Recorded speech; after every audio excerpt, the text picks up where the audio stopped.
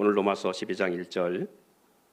그러므로 형제들아 내가 하나님의 모든 자비하심으로 너희를 권하노니 너희 몸을 하나님이 기뻐하시는 거룩한 산 제물로 드리라.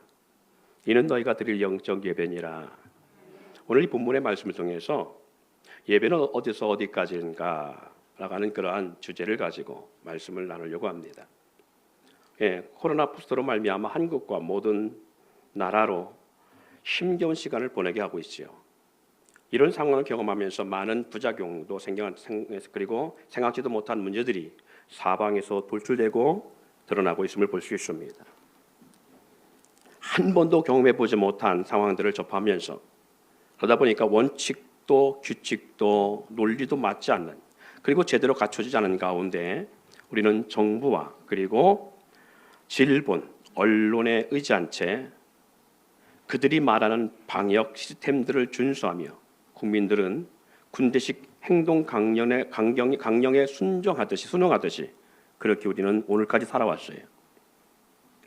교회와 주님의 몸된 교회의 공동체도 사뭇 다르지 않지요.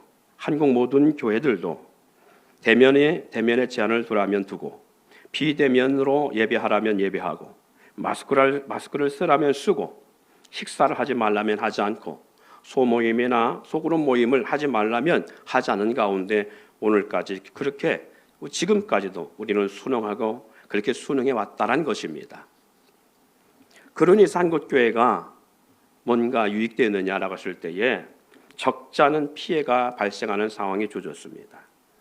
교회가 세상과 국민으로부터 비이성적이고 비상식적인 그러한 단체로 오인받게 되어지고, 뿐만 아니라 그리스도인으로서 세상의 암적인 존재로 낙인 찍히는 그런 상황들이 우리 교회 공동체에 만연되어지고 있음을 볼 수 있습니다. 뿐만 아니라 다음 세대가 무너지고 예배당 건물들이 도산하는 상황들이 지금 전국에서 비일비재하게 일어났습니다. 건물을 갖고 있는 교회 상황만이 아니라 월세를 내는 교회들이 줄 파산되어지고요. 전국 수많은 교회 공동체가 무너져가고 있습니다. 하지만 정부와 본질은 의도적이든 비의도적이든 이러한 교회들을 생각지 않습니다. 사각지대에 놓여 있는 가운데 아무 대책도 내어놓지 않은 가운데 수수방관하고요. 그리고 속수무책으로 이 상황을 견디며 내일을 기약 없이 교회들은 그렇게 교회가 흘러가고 있습니다. 우리 교회도 경험하는 것이지만 대면 예배와 비대면 예배가 오는 파장은 이루 말할 수 없이 큼을 우리도 피부로 느끼고 있는 것처럼, 뿐만 아니라 교회 재정적인 상황은 더더욱 많은 차이를 두고 있지요. 대면 예배와 비대면 예배를 통한 많은 부분에 차이점을 둘 수 있습니다. 당장 천원의 기도헌금도요, 매일 와서 기도할 때와 그렇지 않을 때 차이점이 있는 것처럼 대면과 비대면 속에서 많은 적지 않은 그러한 헌금의 차이를 우리는 경험하기도 합니다. 잣대와 대우가 다르다는 것 때문에 제가 이 말씀을 드리는 것입니다. 그럼에도 불구하고 정부는 소상공인이나 자영업자나 직장인들에게나 기업에는 특혜와 보조, 지원금, 공과금을 등의 많은 혜택과 그리고 지원을 하기 위한 노력을 백방으로 하고 있습니다. 그런데 정작 교회는 이 모든 면에서 빠져있기 때문에 미약하기 그지없고 어려운 형편의 교단들은 성도의 수가 줄어드는 그런 교회들이 문을 닫을 수밖에 없는 상황들을 그냥 보고만 있을 수밖에 없다는 안타까운 상황들을 우리는 보게 되어집니다. 교회에 대한 지원을 생각지 않은 정부는 비대면을 강조하지만 그로 인해서 대책 없는 실정에 결국 교회가 무너지고요. 아니, 이것은 교회가 무너지는 것이 아니라 목회자가 무너지고 있다는 것이지요. 어떻게 보면 그래서 이 세대의 목회자를 죽이기라고 하는 이런 현실을 마치 감안하고 있는 것처럼 그렇게 피부에 와닿는 모습이 되어지기도 합니다. 이 말씀드리는 것은 목회자에게 종교세라고 하는 세금을 물리지 않고 있다면 지금 이 상황을, 그리고 이러한 시스템들을, 그리고 이렇게 하고 있는 부분들에 대해서 교회는 할 말이 없어요. 실질적으로. 왜? 세금을 내지 않으니까. 어떤 교회는 세상의 직업과는 다르게 보고 있다는 생각 때문에 세금을 내지 않는다면 그런 문제에 대해서 문제되지 않습니다. 그런데 교회에 종교세라는 것을 적용시키면서 교회를 하나의 사업적 측면으로 보고 목회자에게 종교세를 적용시키면서 국가적 재난, 이것이 비록 코로나이든 홍수든 태풍이든 아니면 천재지변 등의 교회나 목회자에게 적용시키지 않는다는 것이 현실의 문제라는 것이죠.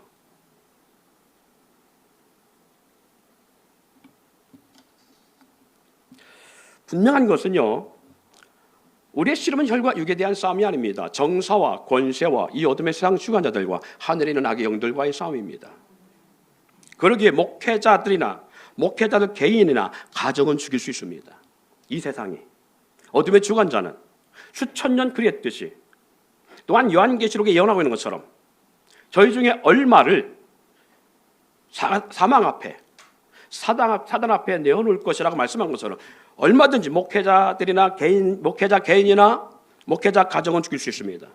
목회를 포기하고 다른 산업 전선이나 교회 돌봄이 아닌 교회 성도를 돌봐야 될 목회자가 교회 돌봄이 아닌 쓰레기를 치우는 그리고 폐지를 줍는 성도가 아닌 자동차를 돌보는 그러한 안내자로 아파트 주민을 돌보는 경비원 그렇게 될 수 있습니다. 빚을 많이 진 교회는 파산과 경매 속에 목회자가 생활 속에 허덕이다 죽을 수도 있습니다. 현 정부가 의도한 일이 아니든 한국의 많은 목회자가 거리로 또는 목양하는 선한 사역이 아닌 생존의 사역으로 내몰릴 수도 있습니다. 이스라엘 역사 속에서도 분명히 그런 역사도 있었어요. 왕과 정부 백성이 타락했을 때에 수많은 레위인들과 제사장들이 도산하고 그 도산되는 상황이 주어지는 그러한 일들이 있었습니다. 그들의 사역은요, 성전을 돌보고 제사의 사역을 감당해야 될 그 사역자들인데 생존의 문제에 부딪혔을 때에 봉착했을 때에 성전의 일이나 예배의 일이 아닌 생존의 일을 선택하고 살았던 그러한 시대가 성경에도 잘 나와 있습니다. 그럼에도 기억해야 될 것은 세상의 교회를 어찌 보든 정부나 왕이 하나님을 무시하든 예배가 폐하여지고 제사가 멸시되든 그리고 백성들이 우상을 숭배하고 하나님을 떠나 다른 신들을 섬기며 성전이 퇴락되어지는 상황이 되어질 때에 하나님도 죽으셨느냐? 아니요. 하나님은 결코 침묵하지 않았다는 사실입니다. 한국 교회가 세상으로부터 지탄이 될 수 있습니다. 목회자가 변질될 수 있습니다. 타락하여 세상 사람들로부터 손가락질을 받을 수 있고요. 세상 수많은 사람들로부터 입방아에 오르내릴 수 있습니다. 어느 때처럼 사사기의 끝무렵에 나타났던 것처럼 사무엘 선지자가 나오기 전에 제사가 멸시되어지고 예수님이 오실 때도 하신 말씀이 어찌하여 내 집을 강도의 굴로 만드느냐. 제사장들은 자기 주머니를 채우고 백성들은 자기 주머니를 생각해 해서 싼 값에 제물을 사서 여호와 앞에 드리는 예배가 그렇게 하나님 앞에 예배하는 자들의 예배가 그렇게 실망스럽게 부패하여지고 성전이 그렇게 부패하여지는 역사가 일어났던 것처럼 이 세대의 교회도 그럴 수 있습니다. 왜? 사람이 하는 거니까. 사람이 그 속에 있으니까. 그래서 말씀드린다면 그렇게 사사로부터 손가락질과 입방아의 교회나 그리고 주의 종들이 오르낼 수 있습니다. 그럼에도 불구하고 우리가 잊지 말아야 될 것은 교회는 종교가 아니라 생명의 근원입니다.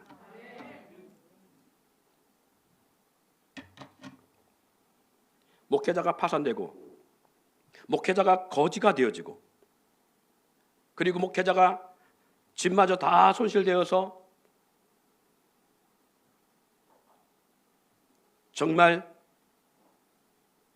누울 곳 없는 그런 상황이 되어지들 세상으로부터 멸시를 받고 비록 돌에 맞아 죽을지라도 교회는 세상을 구원하는 유일한 통로란 사실을 잊지 않길 바랍니다. 이 세상을 있게 한 만물의 으뜸의 척도가 어디냐? 바로 교회입니다. 말씀 없이 세상이 있을 수 없고요. 주님 없는 교회는 있을 수 없습니다. 그리스도 몸이 아닌 성도 또한 존재할 수 없다는 사실을 우리는 인식해야 될 줄 믿습니다. 그러므로 교회는 예배에 대한 분명한 원칙과 예배가 무엇인지 분명한 본질을 잊지 말아야 될 줄 믿습니다. 교회와 예배의 본질을 잘못 이해하고 잘못 알고 있어서 교회가 위기를 느낄 수 있지만, 예배의 본질이 무엇이고 교회가 본질이 무엇인가를 바로 회복되고 안다면 교회는 결코 위기를 느낄 수가 없습니다. 교회는 위기가 있을 수 없고 예배 또한 막을 수 있는 대상이 아니며, 예배가 폐하여지거나 폐쇄한다고 해서 교회가 폐쇄될 수 있는 그러한 존재가 아니기 때문에 그렇습니다. 세상이 그 어떤 권력과 힘을 가지고 교회 문을 닫았고 폐쇄시킨다 할지라도, 그리고 세상의 어떤 권력 있는 왕이 예배를 드리지 못하도록 한다 할지라도, 교회의 본질, 예배의 본질을 바로 알고 나가면 교회는 위기를 맞이할 수 없다는 것이, 폐쇄된다고 해서 폐쇄될 수 있는 교회가 아니고 막을 수 있다고 해서 막을 수 있는 예배가 아니라는 사실입니다. 그래서 우리는 오늘 세 가지 질문을 나누고 오늘 말씀을 대신하려고 합니다. 첫 번째, 1단계, 공적 예배를 통한 예배의 틀의 범위, 이것을 한번 생각해 볼 수 있기를 원합니다. 사랑하는 성도 여러분, 무엇이 예배일까요? 오늘 대면 예배 가운데 함께한 여러분이나 비대면 예배 가운데 함께하는 모든 분들에게 질문합니다. 예배가 무엇이냐? 무엇이 예배입니까? 즉 공적 예배에서 무엇이 예배이고 무엇은 예배가 아닐까요? 자, 공적 예배의 의지, 한번 공적 예배만 한번 생각해 보자고요. 공적 예배가 뭡니까? 네? 지금 드리는 예배 공적 예배, 주일 예배, 또 수요 예배, 또 금요 심야 기도나 금요 예배, 또 새벽 예배, 또 뭐가 있어요?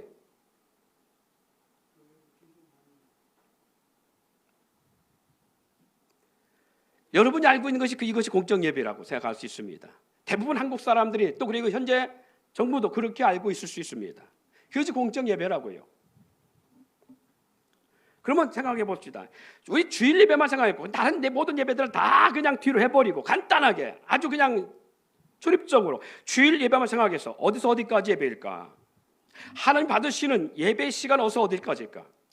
하나님이 받으시는 예배의 시작을 어디로 보고 계신다고 우리는 생각할 수 있겠는가? 예, 이 주일 예배만 한번 공적 예배라고 생각하고서 이 주일 예배 시작은 어디예요? 하나님 받으시기 시작하는 예배 시작은 어디입니까? 묵도? 에서부터 어디까지? 축도?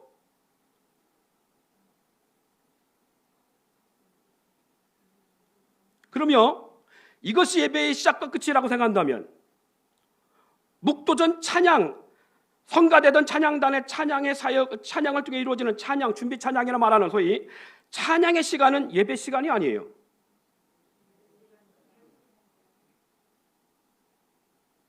이제 고민할 수밖에 없습니다. 오늘 예배 끝나고 나서 여러분 식사하고 나서 반드시 개보리를 먹든지 타이를 먹든지 머리가 두통이 오기 시작할 수도 있어요. 네, 보세요. 묵도 전 찬양의 시간은 예배 시간이 아닌가? 하나님은 거기 예배 받지 않습니까? 축도 후 송영 시간은 예배 시간이 아닙니까? 많은 사람들이 예배 시간을 자기 스스로 정해놨습니다. 그리고 어떻게 하느냐? 묵도가 시작되기 전에 옵니다. 그리고 축도가 끝나고 갑니다. 그럼 축도 전에 간 사람은 예배 성공자가 아닙니까? 예배를 온전히 드리지 못한 사람일까요? 그럼 축도 후에 송영 시간은 후딱 일어나 목사님이 눈 뜨지 않은 상태니까 가도 되는 시간입니까? 거긴 예배 시간을 벗어난 거예요? 장외가 있듯이 예배 왜입니까?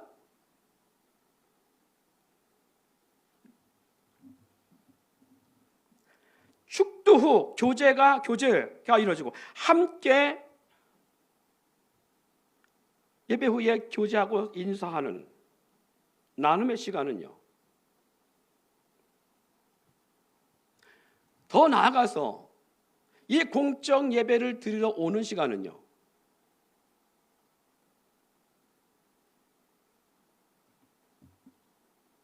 예배 때 드릴 헌금을 준비하기 위해서 패스포드나 손지갑을 열어서 헌금한 물질을 살피며 봉투에 넣거나 아니면 미리 가서 은행에서 계좌로 헌금을 이체하거나 하는 시간은 예배와 상관없는 시간입니까? 주일 공적 예배를 위해서 전날부터 주일을 준비하는 마음을 갖고 있는 그 시간들은 예배와 무관한 시간일까요?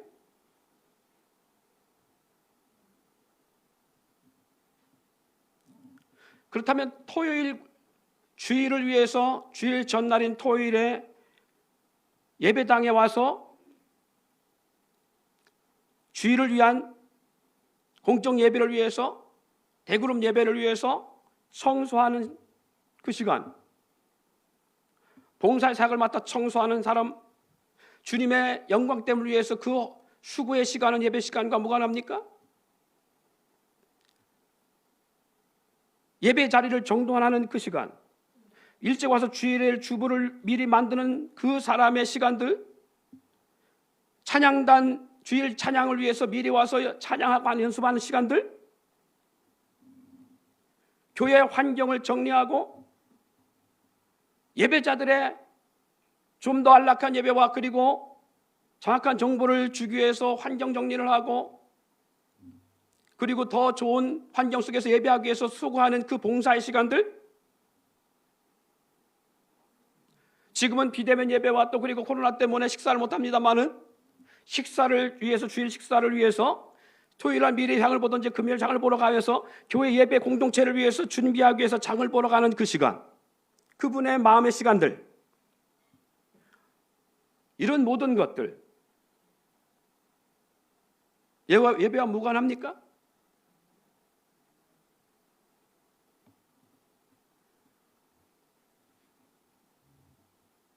뭐가 공적 예배일까요? 세상은 과정을 중요시하지 않습니다. 그래서 과정을 무시해버립니다. 그리고 결과만 따집니다. 그러나 하나님의 나라는 결코 그렇지 않습니다. 하나님의 나라는 결과를 위한 과정을 하나님 보십니다.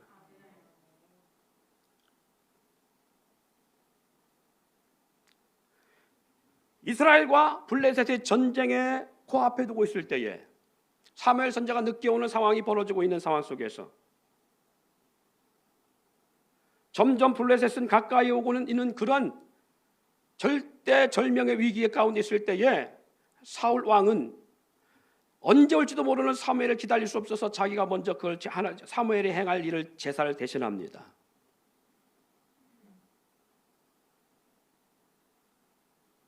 그런데 하나님은 그것을 기뻐 받으시지 않았습니다. 뭐든지 그냥 하면 되잖아요.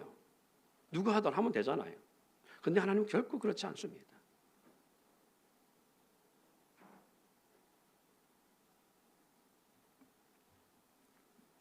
그래서 하나님은요, 순종이 제사보다 낫다고 말씀하시는 거예요. 듣는 것이 수양의 기름보다 낫다고 말씀하시는 거예요. 할렐루야. 두 번째 단계, 공적 예배가 에 대해서 우리가 의문을 갖고 있다면, 또 그리고 물음을 가졌다면, 두 번째 단계, 예배의 장소, 다시 말해 성전이라 말하는 예배의 장소, 어디를 예배의 공간으로 어디까지를 봐야 될까? 어디까지 우리는 예배의 공간으로 봐야 될까? 강대상을 중심으로 설교자가 육안으로 보여지는 이 장소가 예배의 공간으로 봐야 되느냐? 여러분 대답을 해주셔야 돼요. 안 해주면 비대면 예배가 전혀 다르지 않습니다. 네. 커뮤니케이션이 돼야지. 육안으로 보여지는 이 공간, 설교자가 육안으로 보여지는 그 공간이 예배 장소인가? 그러면 대형 그룹을 갖고 있는 교회들 가운데 거기에 다 들어오지 못해서 비디오로 대신 2층, 3층 유아실을 보여주는 그곳은 예배 공간이 아닐까요? 아니잖아요. 예배 공간이잖아요. 방송실은요 대부분 흠이진 곳, 사각지대에 놓여 있습니다. 그래서 목사를 바로 보지 못하는 그런 공간이 있습니다. 저 보세요. 지금 고개 숙이면 전혀 목사와 커뮤니케이션이 안 되는 저 장소입니다. 저런 장소입니다. 그러면 그곳은 예배당이 아니냐? 설교자보다 자녀들을 더 많이 보고 거의 설교를 듣지 못하는 유아실은요 예배 장소 아닌가요? 요즘 흔히 이렇게 말합니다. 성가대석은요 사망의 음침한 골짜기라고. 모든 시험은 거기서 나온답니다. 그러면 성가대 앉으면요 여러분, 예배 장소인 공간은 어디를 말할까요? 예배실로 올라오는 계단은 예배 장소의 공간이 아닐까요? 예배자들이 타고 와 차를 세워두는 주차장은, 유아를 돌보는 곳은, 식당은, 경비실은, 기타 부속 건물을 유지하고 있는 교회들의 부속 건물은 예배당이 아니냐 기냐.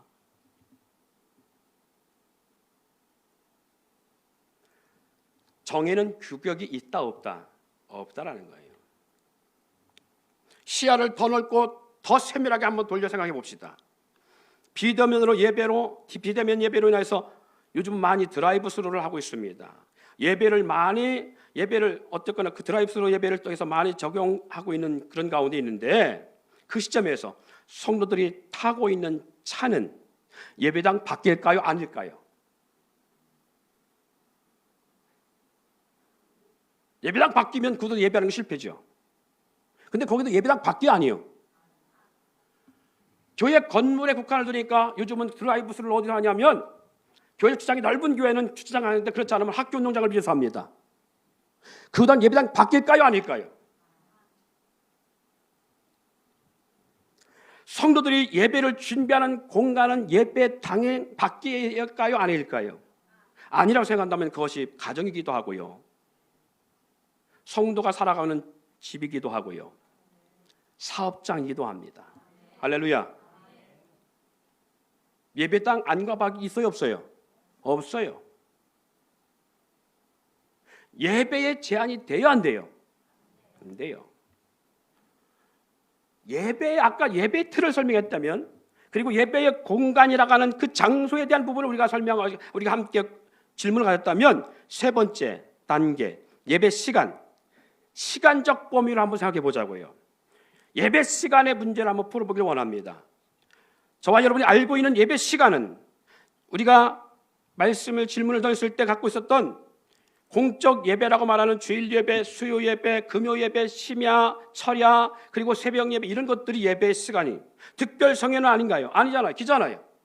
찬양 집회, 간증 집회, 부영 예배, 셀그룹, 소그룹 모임, 가정 예배, 직장에서 하는 신우 예배, 직장 예배, 기관 예배, 그거 다 예배 시간이지요. 그러면 예배 시간은 어디서부터 어디까지예요? 아까 첫 번째 예배의 틀 가운데 공정 예배의 범위가 어디까지라고 말하냐, 보아야 될 거 알아갈 때와 같은 질문을 한번 생각해 보세요. 위에 언급했던 것처럼 예배 시간에 한계가 있을까? 예배 시간이라는 그곳에 한계가 있을까? 축도 송영 시간은, 송영호 교제 시간은, 예배를 드리기 위해서 오는 시간은,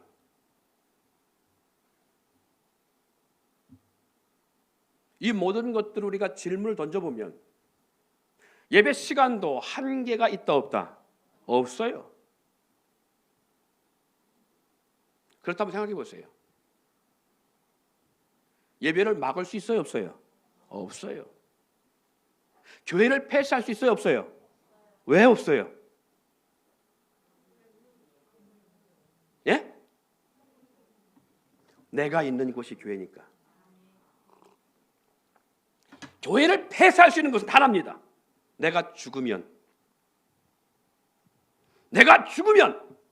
교회는 폐쇄될 수 있어요. 나라는 교회는. 내가 살아있는 이상 교회는 폐쇄될 수 있다 없다? 없습니다. 예배를 막을 수 있다 없다? 없습니다. 이처럼 예배를 확장해 보면요, 볼수록 예배와 예배당은 제한이 없습니다.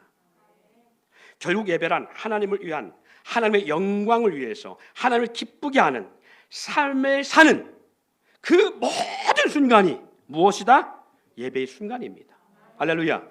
왜? 내가 교회요, 내 삶 자체가 주님 받으시는 예배의 초소이기 때문에 그렇습니다.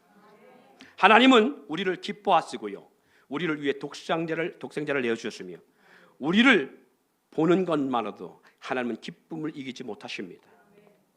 이사야 62장 4절 5절, 다시는 너희를 버림받은 자라 부르지 아니하며 다시는 내 땅을 황무지라 부르지 아니하고 오직 너를 헵시바라 하며 내 땅을 뿔라라 하리니. 이는 여호와께서 너를 기뻐하실 것이며 내 땅을 결혼한 것처럼 될 것임이라. 마치 청년이 처녀와 결혼함같이 내 아들들이 너를 취하겠고, 따라합시다. 신랑이 신부를 기뻐함같이. 다시 한번, 신랑이 신부를 기뻐함같이 내 하나님이 너를 기뻐하시리라. 할렐루야. 비대면 예배를 하다 보니까요, 목회자는 날마다 교회를 오잖아요. 비대면 예배를 그 코로나 때문에 집회도 못 나가고 어디 뭐 대회 행사를 전혀 못 해요. 뭐 심지어는 애경사 있어도 계좌를 막 보내줘야 되고 막 이런, 가서 오래 있지도 못하고 가야 되고, 또 그리고 결혼식장을 해도 몇 명 이상은 못 모이게 돼 있다고요? 50명 이상은 못 모이잖아요. 그러니까 그냥 가서 그냥 인사만 하고 그냥 봉투만 넣고 와야 돼. 밥도 제대로 못 먹고 와요. 그러니까 목회자가 할 일이 없어. 갈 데도 없어. 가는 자체가 신뢰라. 그냥 그래서 주장창 그냥 교회 건물 안에 와서 있는 거예요. 근데 얼마나 제 입장에서는 제 체질상은 얼마나 좋은지 몰라 이게. 예. 제 체질이 딱 맞아요. 그냥 있어요. 예전에는 목사가 없어서 못 오지만 요즘은 목사가 있어도 안 와. 어쨌든 예. 교회 가면 누가 있어야지요. 있다니까요, 제가. 근데 안 와요. 어때요? 비대면 예배라 그러지 안 와요. 하여튼간. 그런데 겁나게 심심한 건 있어요. 목회자가 외로워질 수 있다는 것도 충분히 이해 갑니다. 목회자들이 많이 우울증을 앓고 있대, 이 코로나 때문에.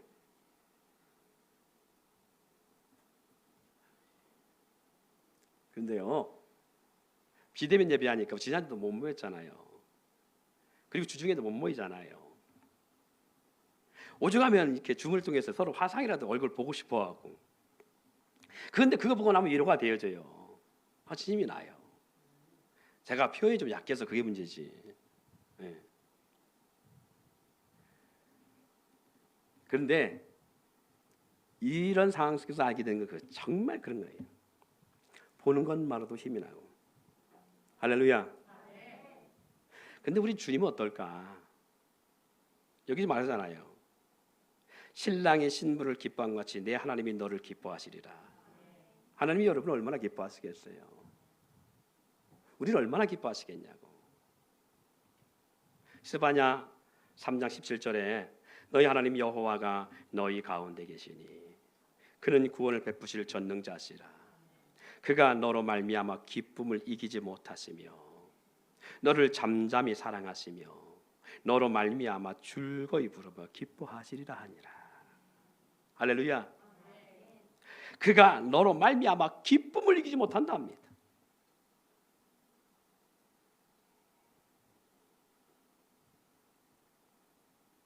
하나님이 여러분에 대해서 이름만 생각하고 여러분 모습만 보는 순간만으로도 기쁨을 이기지 못한다는 거예요. 그것을 충분히 이해하겠어요. 얼마나 기쁘실까? 하나님 기뻐하시는 일이 예배잖아요. 하나님은 그런 기쁨과 사랑으로 우리를 매 순간순간 보시며 행복해 하신답니다. 그런 주님 앞에 우리는 어떻게 해야 되겠어요? 그래서 사도 바울은 교회를 향해 이렇게 말씀합니다. 우리가 무엇을 먹든지 마시든지 하나님의 영광을 위해서 살아야 된다고요. 우리는 사나 죽으나 우리는 주님의 것이라고요. 할렐루야. 내가 기뻐하는 일을 넘어서서 우리는 나의 기쁨을 위해 살아가요. 근데 우리가 하나님의 기쁨의 존재고 하나님이 우리를 통하여 기쁨을 이기지 못할 만큼 우리를 기뻐하시고 있다면, 그렇게 우리를 사랑하시고 우리를 향한 그 극진하신 하나님의 마음이 있다면 우리는 내 기뻐한 일을 위해 그 일을 넘어서 오죽하면 하나님은 나를 위하여서 당신의 독생자를 내어줄 만큼 가장 사랑하는 독생자 예수를 십자가에 못 박을 만큼, 아니 하늘 보좌를 버리시고 나를 위해 죽으실 만큼 그렇게 하나님 우리를 사랑하시고 기뻐하신다면 우리는 나의 기쁨을 위해 사는 것도 중요하지만 누구의 기쁨을 위해 살아가야 되겠어요? 주님의 기뻐하시는 일을 위해 살아갈 때 진정한 예배자요, 그가 사는 모든 순간이, 시간이, 공간이 예배의 장소요, 예배의 모습이고 예배의 시간인 줄 믿습니다. 우리가 살아가는 그 모든 순간이 예배의 장소요, 예배의 순간이고 예배의 모습들이에요. 그래서 고린도전서 10장에 말씀하시는 말 31절 33절에 너희가 먹든지 마시든지 무엇을 하든지 다 하나님의 영광을 위해서 하라. 유대인이나 헬라인이나 하나님의 교회나 거치는 자가 되지 말고 나와 같이 모든 일에 모든 사람을 기쁘게 하여 자신의 유익을 구하지 아니하고 많은 사람의 유익을 구하여 그들로 구원을 받게 하라. 우리가 다 모든 것이 가하고 하나님 우리를 너무 기뻐하시는데 정말 하나님이 최고로 기뻐하신 일이 뭘까 할 때에 말하는 것이 자신의 유익을 구하지 아니하고 많은 사람의 유익을 구하여 그들로 구원을 이루게 하는 것, 이것이 우리 하나님이 가장 기뻐하신 일이에요. 하나님이 기뻐하는 사람이 하나님을 기뻐하는 일을 위해 살아갈 때에 그것처럼 기쁜 일이 있어요. 근데 하나님이 그렇게 기뻐하는 사람이 하나님의 마음에 속을 썩이면 하나님이 얼마나 마음 아파하실까요? 미움에 대한 마음 아픈 게 아니라 사랑하는데 그 사랑의 삶을 살지 못하는 그 아픔의 모습. 자식을 키우다 보면 자식을 미워서 때리는 것이 아니라 그 잘못하는 것 때문에 손가락질 받지 말라고 때로는 때릴 때가 있어요. 그때 마음이 얼마나 찢어지게 아프겠어요, 부모의 마음이. 우리 하나님의 심정이 그렇습니다. 하나님은 용서받을 수 없는 죄악된 우리를 살리셨고 하나님의 사랑을 알게 하시기 위해서 아들도 내어주신 아니 하늘보좌를 버리시고 이 땅에 오셔서 우리를 대신해 죽으셨잖아요. 할렐루야. 그래서 요한일서 4장 10절로 12절 말씀에 사랑은 여기 있으니 우리가 하나님을 사랑하는 것이 아니요 하나님이 우리를 사랑하셨습니다. 우리 죄를 속하기 위하여 화목제물로 그 아들을 보내셨습니다. 화목제물로 주님이 십자가 달리셨다라는 거예요. 사랑하는 자들아, 하나님이 이같이 우리를 사랑하였은즉 우리도 서로 사랑하는 것이 마땅합니다. 어느 때나 하나님을 본 사람이 없지만 만일 우리가 서로 사랑하면 하나님이 우리 안에 거하시고 그의 사랑이 우리 안에 온전히 이루어지느니라. 할렐루야.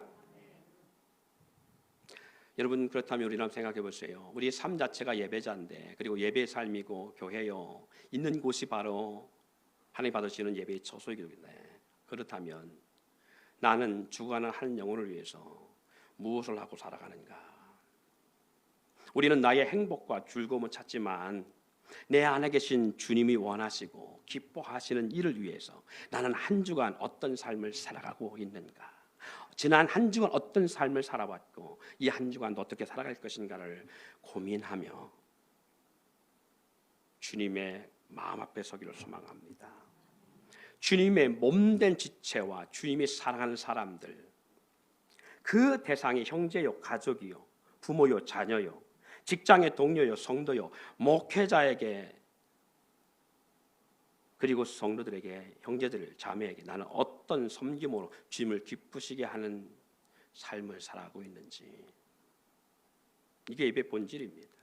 여러분, 마태복음 25장 40절에 그렇게 말씀하고 있잖아요.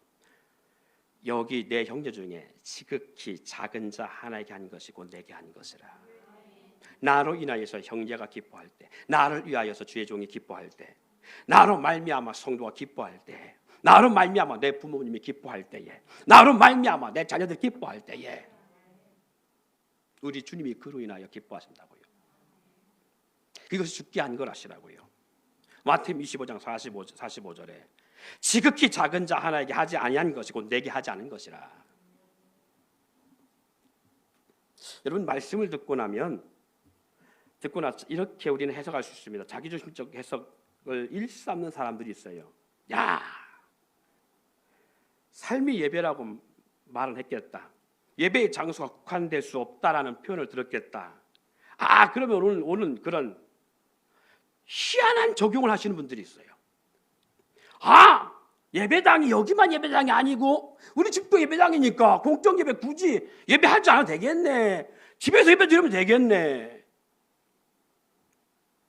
예배 시간이 요 1시간만 예배 시간이 아니니까 내 삶이 예배자라면 굳이 공적 예배 드리지 않아도 되겠네. 이렇게 얼토당토하는 해석을 하시는 분들이 있어요. 그런 의식을 갖는 분들 기억하세요. 그런 생각이 가룟 유다와 같은 생각을 갖게 하는 것입니다. 그런 생각을 갖고 있는 순간 우리가 기억하세요. 가룟 유다와 같이 사단은 그 마음에 그 생각을 집어넣는데 바로 그렇게 하고 있다고요. 그래서 주님은 그 가룟 유다에게 이런 책망을 했어요. 너는 처음부터 나지 않았으면 좋을 뻔했다.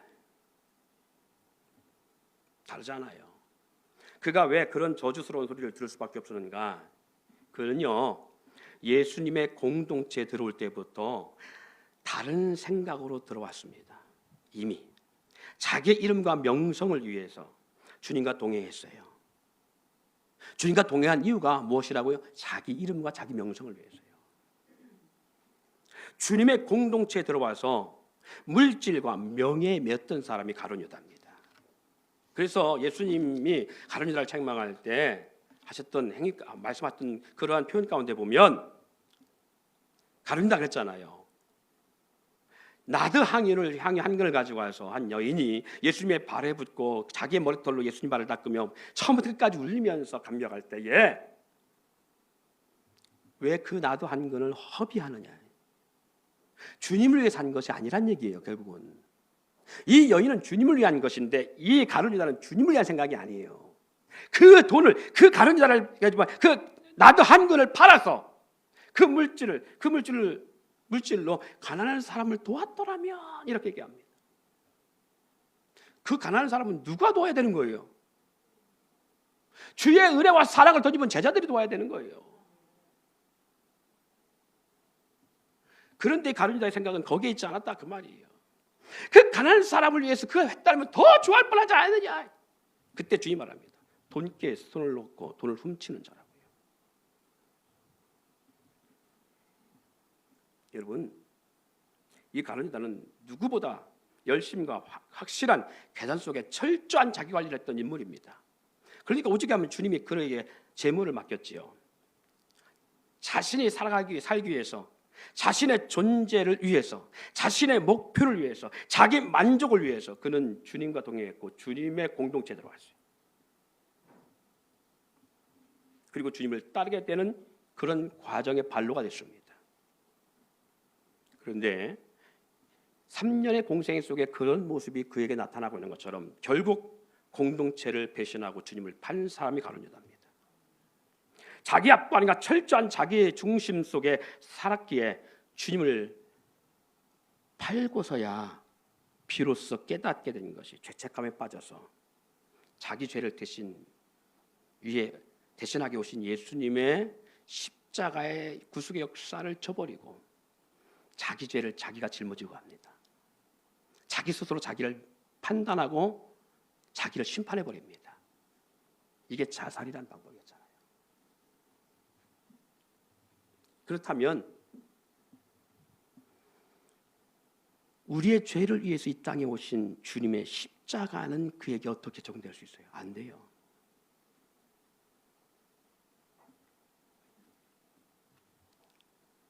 우리가 우리의 죄를 해결할 수 없는 걸 알기 때문에 주님이 오셨고 대신 십자가를 지셨는데 가룟 유다가 놓친 게 바로 그것입니다. 자기중심적 해석으로 해석해버리고 자기중심적 사고로 살아가면 공동체에 있지만 그는 공동체 밖에 있는 사람과 다르지 않아요. 그래서 자기도 정죄하지만 타인도 정죄하는 삶에 빠지게 되어 있는 거예요. 그래서 말씀드리는 거예요. 모든 삶이 예배라고 말씀드리면 굳이 예배 시간에 안 와도 되겠네. 있는 곳이 예배 장소라고 말한다면 굳이 교회 안 와도 예배실에 안 와도 되겠네. 라고 하는 자기 사상에 빠져서 결국은 자기가 자기를 끌고 간다고요. 사랑하는 성도 여러분, 예배 속에 잊지 말아야 될 복음이 있습니다. 예배는 여러분이 있는 곳이 예배의 장소고 여러분의 삶 자체가 예배기에 세상이 막을 수 없는, 패할 수 없는 예배고 그리고 교회입니다. 그럼에도 예배의 본질은 사랑으로 하나 되는 공동체가 예배의 본질입니다. 하나님 형상을 따라 지음받던 아담과 하와가 죄를 범하고 나서 두 사람이 나눠집니다. 죄로 말미암아 나눠진 아담과 하와의 부부관계를 위해서 주님은 짐승을 죽이고 그 가죽옷을 대신 입히심으로 말미암아 그들의 허물을 덮어주심으로 말미암아 비로소 부부가 되어서 생명력 역사를 나타내고 있고요. 연합을 위해서 예수님이 십자가에 지시는 역사를 만들어내서 하나님과 우리가 원수되었던 것을 하나로 묶은 것처럼 예배라고 하는 진정한 복음은 연합입니다. 하나가 되는 거예요. 성령 또한 연합과 주님이 사랑 공동체를 위해서 우리 안에 임하시고 있는 거예요. 그래서 너희 가운데 거하시는 하나님의 신이 자기 기쁘신 뜻 가운데 우리를 하여금 소원을 두고 행하시는데 그것이 뭐냐? 서로 원망과 시비가 없이 서로 사랑하는 공동체가 되기 위하여 모든 예배를 주님 다 받으십니다. 우리 삶 자체를 주님 받으시고 기뻐하십니다. 그러면서 최고 예배는 합력하여 선을 이루는 것입니다. 우리 안에 거하시는 하나님의 뜻도 주님의 몸된 공동체가 원망과 시비가 없이 하나 되어 그리스도의 사랑으로 서로 귀히 여기고 서로 돌보며 그리고 어둠의 권세가 나눌 수 없는 연합된 공동체로 가기를 원하시는 것. 이것이 빌립보서 2장의 메시지고 로마서 12장 전체 흐르는 메시지고 그 가운데 12장 1절 하신 말씀이 그러므로 형제들아 내가 하나님의 모든 자비하심으로 너희를 권하노니 너희 몸을 하나님이 기뻐하시는 거룩한 산제사로 드리라. 이는 너희가 드릴 영적 예배니라. 그래서 나오는 것이 형제 연합을 말씀하고 있습니다. 사랑하는 성도 여러분, 서로를 위하여 아름다운 공동체를 위하여서 우리가 아까 보았던 영상처럼 그 빵을 만들면서 돈을 바라보는 것이 아니라 그리스도의 이름이 드러나기를 원하고 그리고 그 안에 서로 교제하고 서로 나누는 가운데 하나된 공동체 예배가 아름답게 회복되기를 원하는 그런 것이 그 기업을 운영하는 그 집사님의 신념과 어떤 그러한 예배의 모습을 가지고 있는 본질을 있는 것처럼 우리는 그래야 됩니다. 할렐루야. 우리 함께 이 시간 이런 의문과 마음을 가지고 이 한 주간 우리의 삶을 전공하고 그리고 예배 시간과 예배 공간 장소를 깊이 생각하면서 한 주간 살아갈 때에 하나님이 기뻐하시는 그 안에서 우리는 성공적인 예배의 삶을 위해 한 주간 부지런히 노력할 수 있기를 소망합니다. 하나님, 이 삶이 내 삶에 그대로 적용될 수 있게 해주시옵시고 축도가 끝나고 돌아갈 때에 오늘 점심 먹지 않으니까 그냥 후딱 돌아가는 그런 게 아니라 걸어가는 그 순간도 버스를 타는 그 순간도 차를 운전하는 그 순간도 집에 도착하든 직장으로 가든지 어디로 가든지 사람을 만나든지 그 있는 그곳에서 내 삶 자체가 주님 앞에 예배자요. 그것이 예배의 공간임을 잊지 아니하 성공적인 예배자의 걸음을 오늘도 걸어가 이 한 주간도 걸어가기를 소망합니다. 하나님 그렇게 성공할 수 있는 예배자가 되기를 소망합니다. 너희 함께 기도하는 마음을 이 시간 함께 기도하기를 원합니다. 우리